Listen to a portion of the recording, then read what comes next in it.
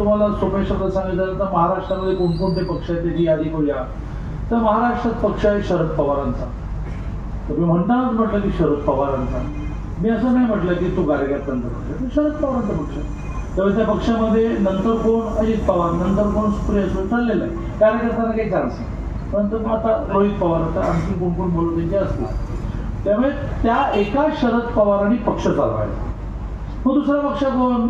शिवसेना, बाळासाहेब ठाकरे, स्वर्गीय बाळासाहेब ठाकरे. मग उद्धव ठाकरेंचा, आता आदित्य ठाकरे, नो स्कोप.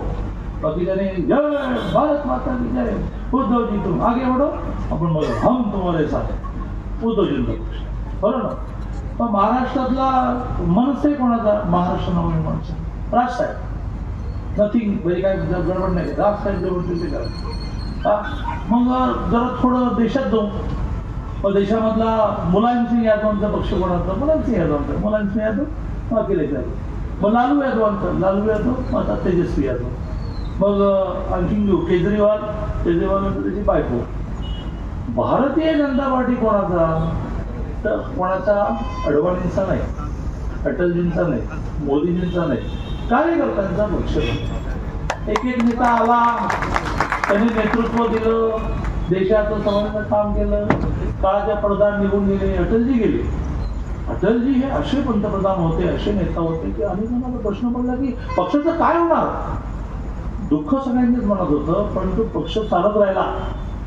अटलजींच्या नंतर मग भरपूर मोठी यादी आहे. अरुण जेटली आहे, सुषमा स्वराज आहे, इथे काही कमतरताच नाही. आणि त्यामुळे हा पक्ष हा विचारावर चालणार.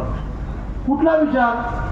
तर देश. तासगाव हा विधानसभा मतदारसंघ कोठे मागला हा नेहमी कसा राहिला की ज्याच्यामध्ये भरभरून यश कधी भारतीय जनता पार्टीला मिळालं नाही. कारणही असतात त्या तालुक्याची. तर त्यांनी त्याचं वर्णन केलं की ह्या तालुक्याचं राजकारण हे दोन माणसांच्या होती करत आहे. दोन माणसं कोण? हे तासगाव आमच्या कागलसारखं आहे. प्रत्येक घराला राजकारण मी पाहिजे. कागलात आमच्या असं असतं की घरामध्ये बायको एका वेगळ्या पक्षाची असते, नवरा एका वेगळ्या पक्षाचा असतो, मुलं आणखी तिसऱ्या पक्षाचे असतात. आणि 100% मतदान होतं. 81%, 82%. महाराष्ट्रामध्ये सगळ्यात जास्त मतदान असताना कागल, तसंच तो तासगाव. त्यामुळे कोण दोन माणसांच्या भोवती तालुक्याचं राजकारण करत राहिलं, विकास झाला की नाही झाला असं मी काही नावं घेऊन सांगण्याची आवश्यकता नाही. की मला जिल्हा परिषद तिकीट मिळणार आहे की नाही, मला पंचायत तिकीट मिळणार आहे, मला पुन्हा पक्षात घेणार आहे की नाही, म्हणजे याच्यावरच तुमचं गणित चाललेलं आहे.